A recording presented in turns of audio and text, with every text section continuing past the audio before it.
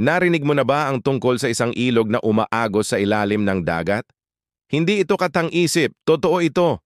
Halika, samahan mo akong tuklasin ang hiwaga ng Cenote Angelita sa Yucatan Peninsula, Mexico.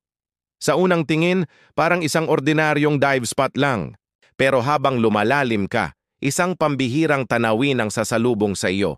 Isang umaagos na ilog na may mga puno at dahon pa sa gilid. Paano ito posible?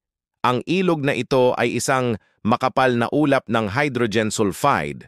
Ito ang natural na naghihiwalay sa preskong tubig sa itaas at sa maalat na tubig sa ilalim.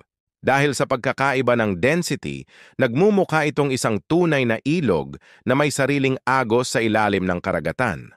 Isang perpektong halimbawa ng kakaibang ganda na kayang likhain ng kalikasan.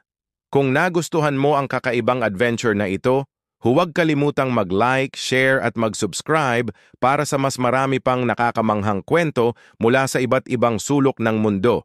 Salamat sa panonood.